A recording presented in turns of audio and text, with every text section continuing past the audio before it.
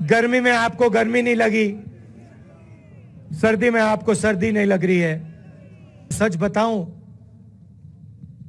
आपको अजीब लगेगा, मगर फिर ऊपर से नीचे आए, जिसको जो स्ट्रक्चर होता है उसको मैंने कभी घर नहीं माना।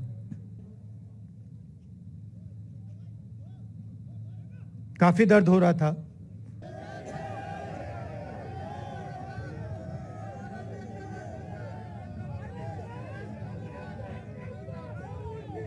तो कह देता हूं, छोटे से बच्चे थे, भिखारी थे, भीख मांगते थे। तो हमारे साथ एक व्यक्ति थे, उन्होंने मुझे मेरे कान में बोला, राहुल जी, ये बच्चे गंदे हैं। बहन, मैं पुलिस को बताऊं? तो मुझे कहती थी, राहुल जी पुलिस को मत बताइए, हम चाहते हैं कि आपको ये बात मालूम हो, इस्लाम में फना का मतलब अपने ऊपर आक्रमण। मैं अपने घर वापस जा रहा हूं, 4 दिन पैदल चलूंगा। अपने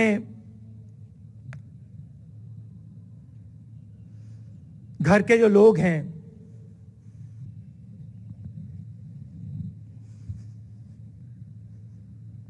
ये जो है ना, ये इसको हम बिल्कुल दूसरी तरीके से देखते हैं। ये आप सबके लिए टेलीफोन है, ये हमारे लिए सिर्फ टेलीफोन नहीं है।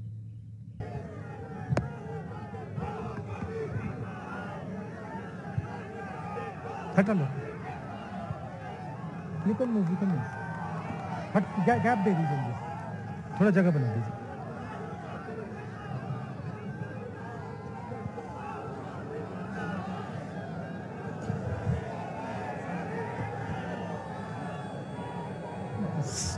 स्टेज पे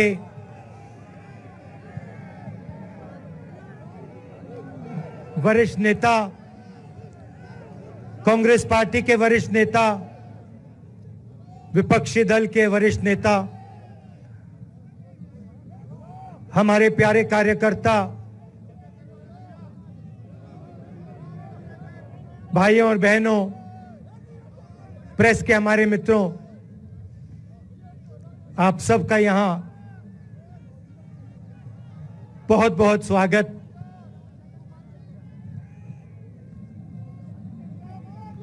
आप आज यहां बर्फ में खड़े हैं, मगर आप में से किसी को सर्दी नहीं लग रही है। आप बारिश में खड़े हुए, कोई भीगा नहीं। गर्मी में आपको गर्मी नहीं लगी, सर्दी में आपको सर्दी नहीं लग रही है, क्योंकि देश की शक्ति आपके साथ है।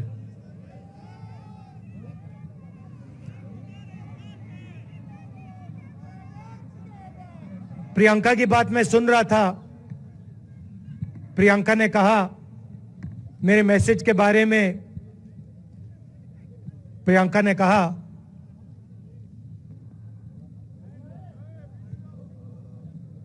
नॉर्मली होता नहीं है, मगर मेरे आंख में आंसू आए।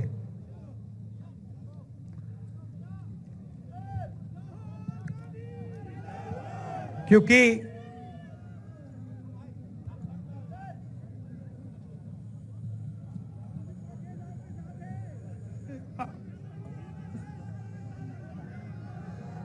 मैं कन्याकुमारी से चला, शुरुआत की और पूरे देश में हम पैदल चले। मैं सच बताऊं, आपको अजीब लगेगा, मगर मैं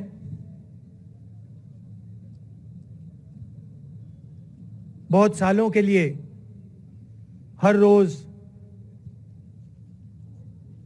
8-10 किलोमीटर दौड़ता हूं, तो मैंने सोचा था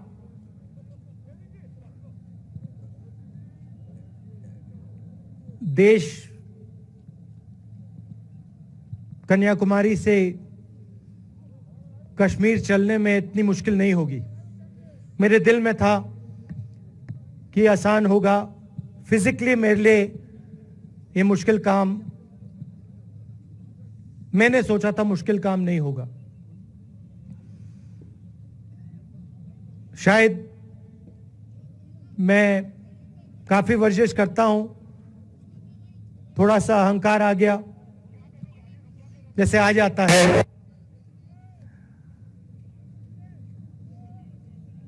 मगर फिर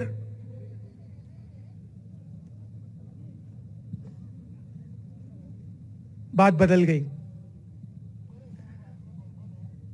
जब मैं छोटा था,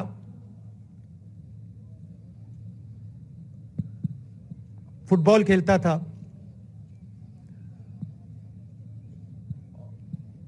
और कॉलेज में जब मैं फुटबॉल खेल रहा था, एक बार मुझे बहुत जोरों से घुटने में इंजरी हुई थी।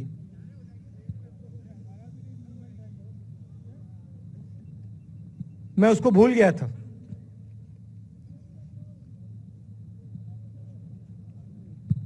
घुटने में दर्द नहीं होता था, भूल गया था उसको, दर्द गायब हो गया था। मगर कन्याकुमारी से 5-7 दिन बाद घुटने में प्रॉब्लम आई, और जबरदस्त प्रॉब्लम आई। पूरा अहंकार उतर गया, और मैं सोचने लगा क्या मैं ये जो 3,500 किलोमीटर हैं, क्या मैं इनको चल पाऊंगा या नहीं। तो जो मैंने सोचा था आसान काम होगा, वो काफी मुश्किल हो गया। मगर फिर मैंने किसी ना किसी तरीके से ये काम पूरा कर दिया। बहुत कुछ सीखने को मिला, बहुत कुछ सीखने को मिला। मैं आपको बोलूं तो दर्द सहना पड़ा काफी, मगर सह लिया। रास्ते में एक दिन मुझे दर्द हो रहा था, काफी दर्द हो रहा था, और मैं सोच रहा था अब 6-7 घंटे और चलने हैं। और उस दिन मुझे लग रहा था कि आज मुश्किल है। और एक छोटी सी बच्ची आई, दौड़ती हुई आई मेरे पास, और मुझे कहती है कि मैंने तुम्हारे लिए कुछ लिखा है, मगर तुम अभी मत पढ़ो, इसको बाद में पढ़ना।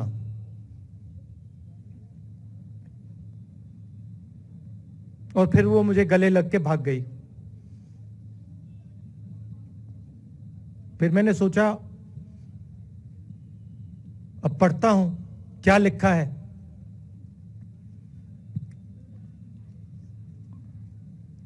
तो उसने लिखा था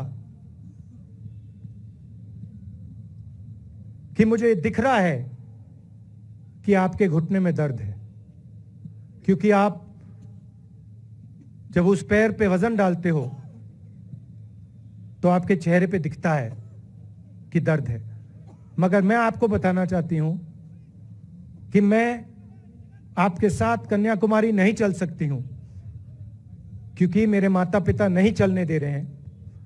मगर मैं दिल में आपके साथ, आपके साइड में चल रही हूं, क्योंकि मैं जानती हूं कि आप अपने लिए नहीं चल रहे हो, आप मेरे लिए चल रहे हो, और आप मेरे भविष्य के लिए चल रहे हो।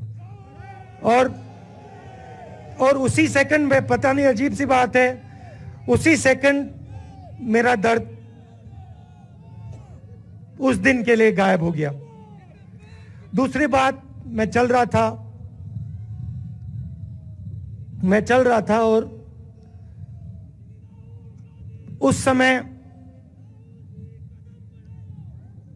उसी समय वहां पे थोड़ी सर्दी बढ़ रही थी। सुबह का समय था और 4 बच्चे आए।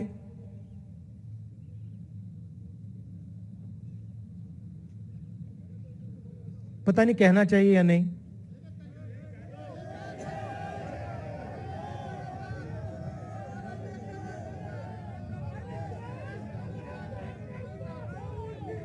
तो कह देता हूं, छोटे से बच्चे थे, भिखारी थे, भीख मांगते थे और मेरे पास आए। कपड़े नहीं थे। मैंने देखा, शायद मजदूरी भी करते थे तो थोड़ी मट्टी थी उन पे। खैर, मैं ये चीजें देखता नहीं हूं, तो मैं उनके साथ गले लगा, घुटनों पे गया, ऐसे उनको पकड़ा मैंने, क्योंकि मैं उनके लेवल पे रहना चाहता था। और फिर, नहीं सुनिए, मैं ये बात कहना नहीं चाह रहा था मगर कह दूंगा। तो उनको ठंड लग रही थी, वो कांप रहे थे। शायद उनको खाना नहीं मिला था। छोटे बच्चे मजदूरी कर रहे थे।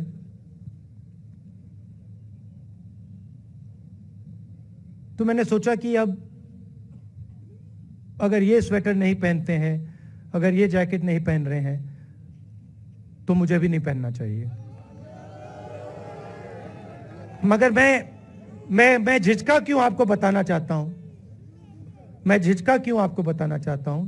जब मैंने ये खत्म किया, मैं चल रहा था, तो हमारे साथ एक व्यक्ति थे। उन्होंने मुझे मेरे कान में बोला, राहुल जी, ये बच्चे गंदे हैं, इनके पास आपको ऐसे जाना नहीं चाहिए। तो मैंने उनसे कहा, वो आपसे और मुझसे दोनों से साफ हैं।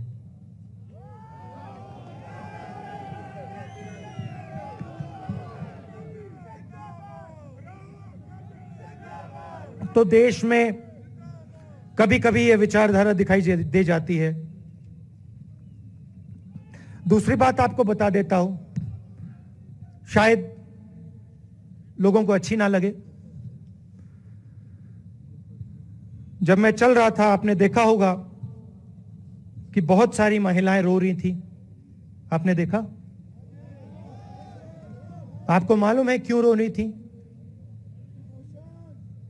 नहीं, उसमें से बहुत सारी महिलाएं इमोशनल थी, मुझसे मिलकर रो रही थी।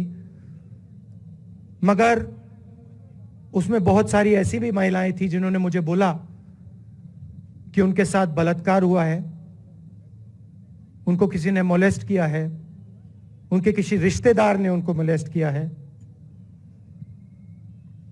और जब मैं उनसे बोलता था, बहन मैं पुलिस को बताऊं, तो मुझे कहती थी, राहुल जी पुलिस को मत बताइए, हम चाहते हैं कि आपको यह बात मालूम हो, मगर पुलिस को मत बताइए, हमारा और भी नुकसान हो जाएगा। तो ये हमारी देश की सच्चाई है। ऐसी बहुत सारी और मैं कहानियां आपको बता सकता हूं।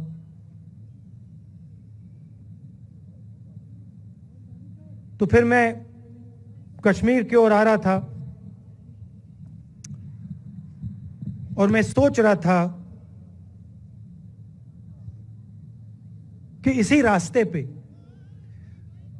मैं नीचे से ऊपर जा रहा हूं। मैं सोच रहा था कि इसी रास्ते से सालों पहले मेरे रिश्तेदार नीचे से ऊपर आए, सॉरी ऊपर से नीचे आए, कश्मीर से इलाहाबाद गंगा की ओर गए। और मुझे ऐसा लग रहा था कि मैं वापस अपने घर जा रहा हूं।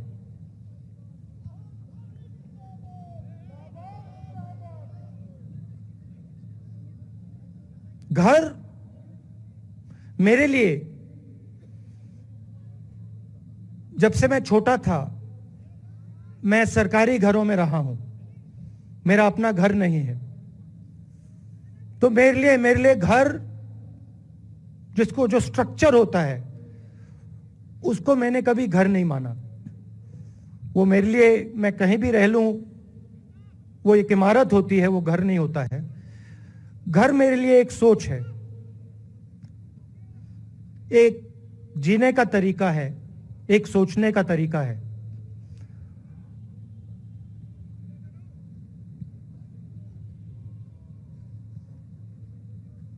और यहां पे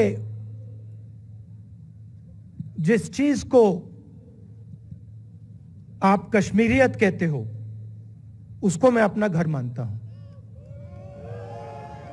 अब ये कश्मीरियत है क्या? ये जो शिव जी की सोच है एक तरफ, और थोड़ी सी गहराई में जाएंगे तो उसको शून्यता कहा जा सकता है। अपने आप पर, अपने अहंकार पर, अपने विचारों पर आक्रमण करना, और दूसरी तरफ इस्लाम में जिसको शून्यता यहां कहा जाता है, वहां फना कहा जाता है। सोच वही है। इस्लाम में फना का मतलब अपने ऊपर आक्रमण, अपनी सोच पर आक्रमण, जो हम अपना किला बना देते हैं कि मैं ये हूं, मेरे पास ये है, मेरे पास ये ज्ञान है, मेरे पास ये घर है, उसी किले पर आक्रमण करना, वही है शून्यता, वही है फना। और इस धरती पे ये दो जो विचारधाराएं हैं,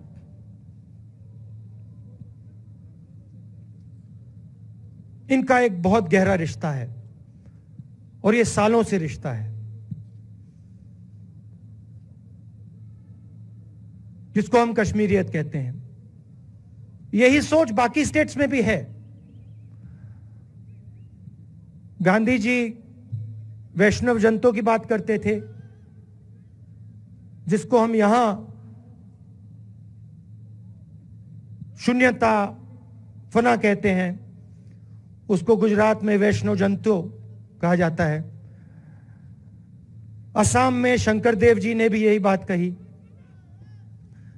कर्नाटक से हमारे यहाँ जो लोग आए हैं, वहाँ बसवा जी ने ये बात कही। केरल में नारायण गुरु ने ये बात की। महाराष्ट्र ने ज्योतिबा फुले जी ने ये बात की। और यहाँ इसको हम कश्मीरियत कहते हैं। लोगों को जोड़ना और दूसरों पर आक्रमण नहीं करना, अपने आप पर आक्रमण करना, अपनी कमी देखना।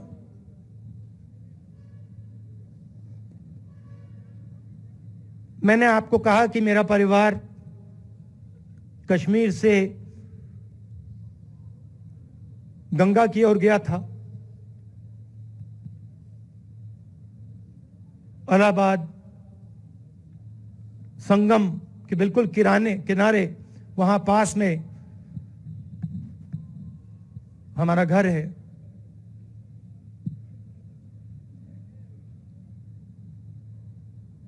तो जब यहां से वो वहां गए,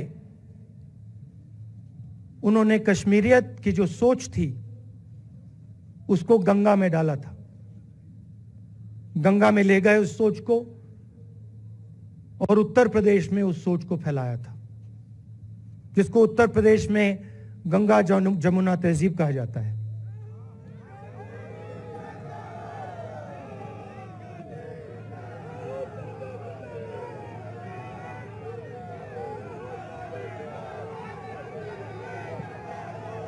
तो उन्होंने, मेरे परिवार ने छोटा सा काम, कोई बड़ा काम नहीं किया। जो आपने उनको सिखाया, जो जम्मू कश्मीर के लोगों ने उनको सिखाया, लद्दाख के लोगों ने सिखाया, क्योंकि उसमें बौद्ध धर्म भी है, उनके पास भी वही सोच, शून्यता की सोच उधर भी है। वो उसको ले गए और उस विचारधारा को, सोच को गंगा में उन्होंने रखा। तो मैं ये सोच रहा था जब यहां आ रहा था, पैदल चल रहा था, और मुझे सिक्योरिटी वालों ने कहा था कि देखिए, आप पूरे हिंदुस्तान में चल सकते हो, जम्मू में भी चल सकते हो, मगर आखिरी जो 4 दिन हैं कश्मीर में, आपको गाड़ी से जाना चाहिए।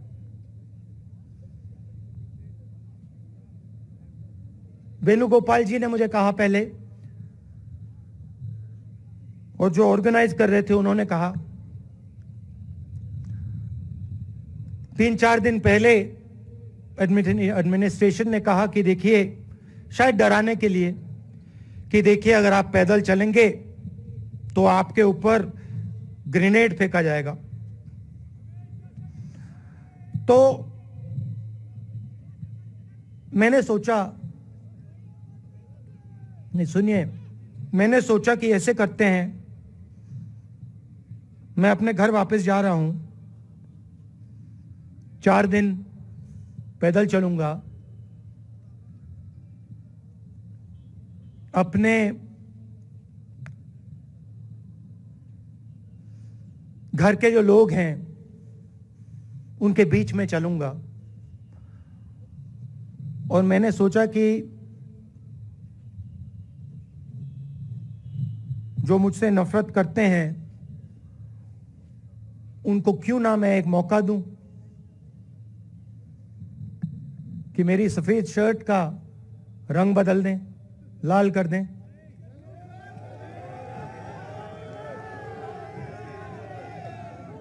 क्योंकि मेरे परिवार ने मुझे सिखाया है, गांधी जी ने मुझे सिखाया है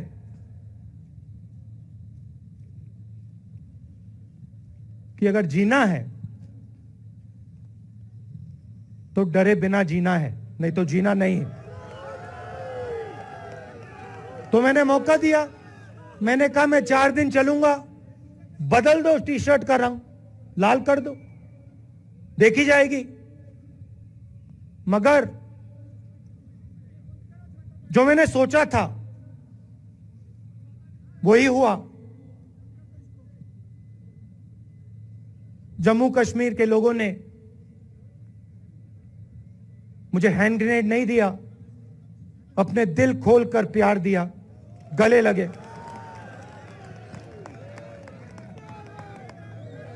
और मुझे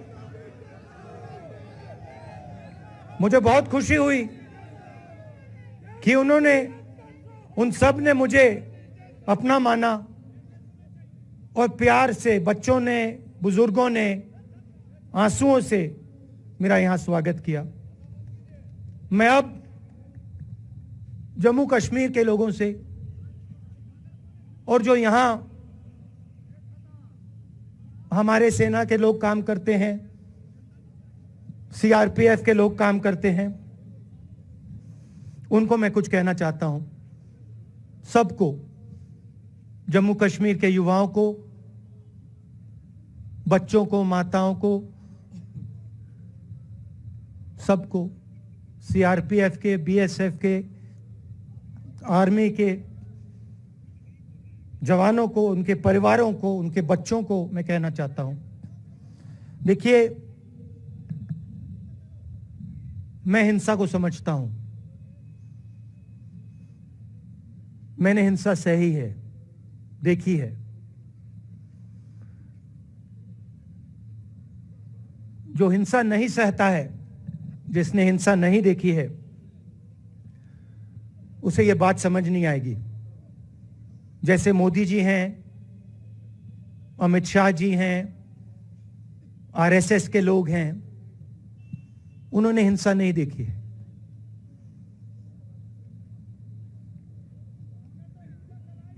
डरते हैं, नहीं डरते हैं, देखिए डरते हैं। यहां पे हम 4 दिन पैदल चले, मैं आपको गारंटी देके कह सकता हूं कि बीजेपी का कोई नेता ऐसे नहीं चल सकता है। और इसलिए नहीं क्योंकि जम्मू कश्मीर के लोग, इसलिए नहीं क्योंकि जम्मू कश्मीर के लोग उनको चलने नहीं देंगे, इसलिए क्योंकि वो डरते हैं। खैर, मैं अपने जम्मू कश्मीर के लोगों को, युवाओं को, बुजुर्गों को और आर्मी के लोगों को, सीआरपीएफ, बीएसएफ लोगों को थोड़ा सा बताना चाहता हूं। देखिए, मैं जब 14 साल का था, स्कूल में था, सुबह ज्योग्राफी की क्लास में था, मैं पढ़ रहा था, सामने बैठा था और मेरी एक टीचर आई, अंदर आई और उसने कहा, राहुल तुम्हें प्रिंसिपल बुला रहा है। मैं बदमाश था, बहुत बदमाश था जब छोटा था, बहन से पूछ सकते हो क्या क्या करता था मैं, अभी भी करता हूं।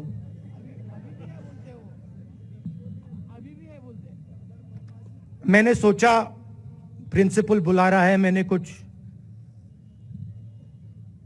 गलती की होगी, अब मार पिटेगी। वहां पे केनिंग होती थी, मैंने सोचा था अब केनिंग होगी मेरी। मगर जब मैं चल रहा था, जिस टीचर ने मुझे बुलाया, उसको देखकर मुझे कुछ अजीब सा लगा।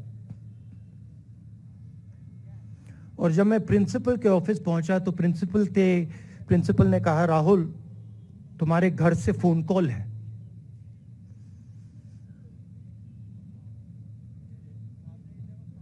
और जब मैंने उसके शब्द सुने, मुझे पता लग गया कुछ गलत हो गया है।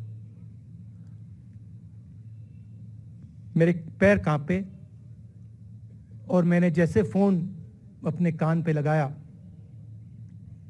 तो मेरे मां के साथ एक औरत काम करती है, वो चिल्ला रही थी, राहुल दादी को गोली मार दी, दादी को गोली मार दी, दादी को गोली मार दी। 14 साल का था।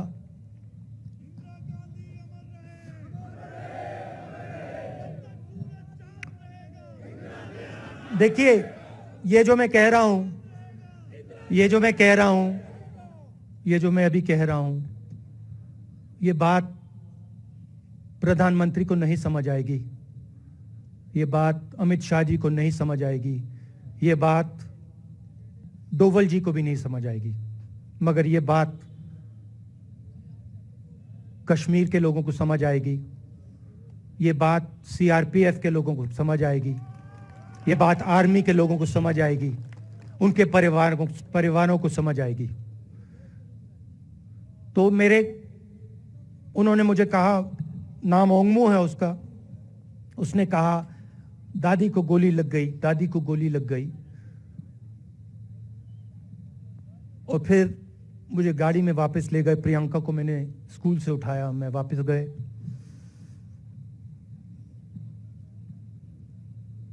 और फिर मैंने वो जगह देखी जहां मेरी दादी का खून था।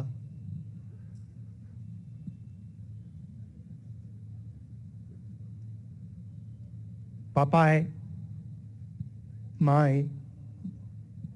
माँ बिल्कुल हिल गई थी, बोल नहीं पा रही थी।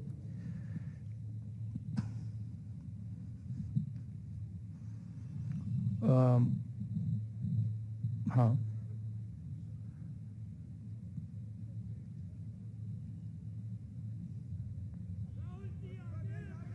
फिर क्या हुआ? तो जब जो हम लोग हैं जिन्होंने हिंसा देखी है,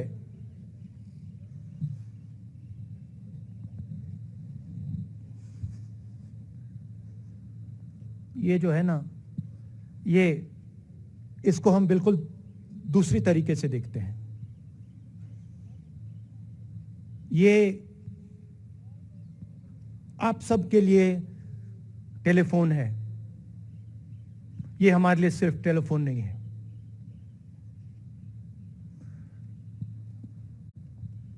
उसके बाद 6-7 साल बाद मैं अमेरिका में था और फिर से टेलीफोन आया।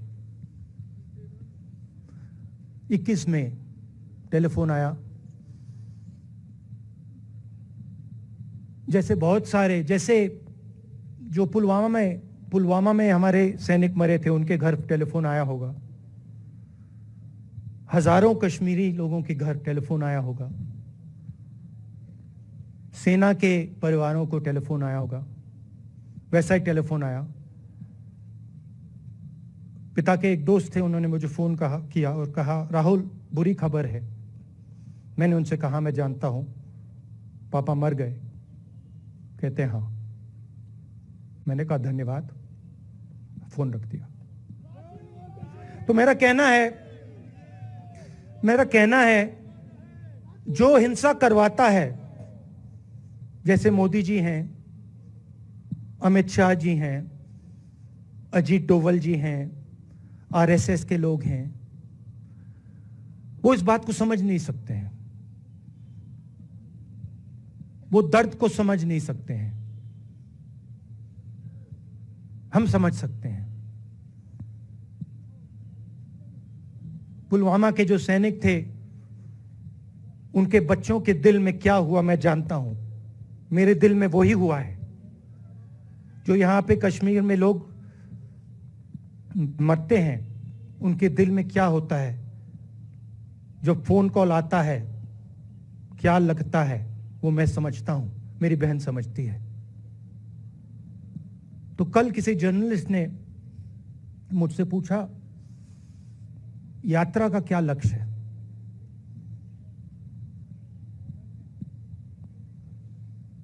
कहा कि यात्रा क्या अचीव करना चाहती है, जम्मू कश्मीर में क्या अचीव करना चाहती है। मेरे उस समय दिमाग में आया, मगर मैंने कहा नहीं बोलता हूं, कल भाषण में बोलूंगा। यात्रा का लक्ष्य है कि ये जो फोन कॉल हैं, चाहे ये आर्मी के हों, चाहे सीआरपीएफ के हों, चाहे ये कश्मीर के लोगों के हो, ये फोन कॉल बंद हो जाए।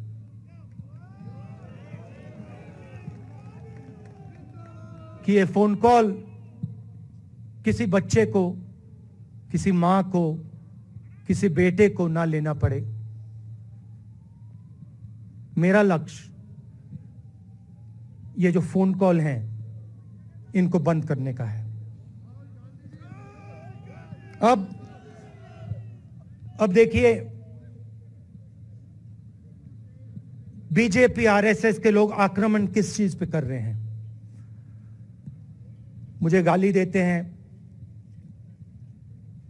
मैं उनका धन्यवाद करता हूं, क्योंकि मैंने आपको शून्यता की बात की, शिव की बात की, उसको मैं समझता हूं और मैं दिल से उनका धन्यवाद करता हूं कि जितना भी वो मेरे ऊपर प्रेशर डालें, जितनी भी गाली लगाएं, जो भी वो करें, उससे मैं सिर्फ सीखता हूं। तो मैं एक प्रकार से उनका धन्यवाद करता हूं। मगर जो मैंने आपको बात बोली पहले, चाहे वो कश्मीरियत है, चाहे वो वैष्णो जंतो है, चाहे वो शंकर देव जी हैं, बसवा हैं, नारायण गुरु हैं, तिरुवल्लुवर हैं जो तमिलनाडु के बड़े पोएट हैं, फूले जी हैं, और जो कश्मीरियत हैं, ये इस विचारधारा पे आक्रमण कर रहे हैं। और ये जो विचारधाराएं हैं, ये इस देश की नींव है, इस देश की फाउंडेशन है। और आपने जो किया, जो यात्रियों ने किया, हम सब ने किया, इस विचारधारा की रक्षा के लिए किया है। मैंने ये काम अपने लिए नहीं किया, मैं ऐसा काम अपने लिए कभी कर ही नहीं सकता हूं। मैंने ये काम हमारे कांग्रेसी मित्रों को ये अच्छा ना लगे, मगर मैंने ये काम कांग्रेस पार्टी के लिए भी नहीं किया है। मैंने ये काम, और हम सब ने ये काम हिंदुस्तान की जनता के लिए किया है। और हमारी कोशिश है कि जो विचारधारा इस देश की नींव को तोड़ने की कोशिश कर रही है, जो विचारधारा इस देश की नींव को तोड़ने की कोशिश कर रही है, उसके खिलाफ हम खड़े हों, मिलकर खड़े हों, नफरत से नहीं, क्योंकि वो हमारा तरीका नहीं है, मोहब्बत से खड़े हों। मैं जानता हूं कि अगर हम मोहब्बत से खड़े होंगे, प्यार से बात रखेंगे, तो हमें सफलता मिलेगी। और उनकी जो विचारधारा है, उसको हम सिर्फ हराएंगे नहीं, मगर उस विचारधारा को हम उनके दिलों से निकाल देंगे। तो आपने, देश की जनता ने हमारा समर्थन किया। हमारी कोशिश है कि हमें, बीजेपी ने एक जीने का तरीका, राजनीतिक तरीका दिखाया है। हमारी कोशिश है कि हम एक और तरीका, जो हिंदुस्तान का तरीका है, मोहब्बत का तरीका है, वो हम देश को दिखाएं, हम देश को याद दिलाएं कि हिंदुस्तान मोहब्बत का देश है, इज्जत का देश है, भाईचारे का देश। तो हमने जो कहा था, छोटा सा कदम लिया है, बड़ा कदम नहीं है। नफरत के बाजार में मोहब्बत की दुकान खोलने की कोशिश की। धन्यवाद। जय हिंद।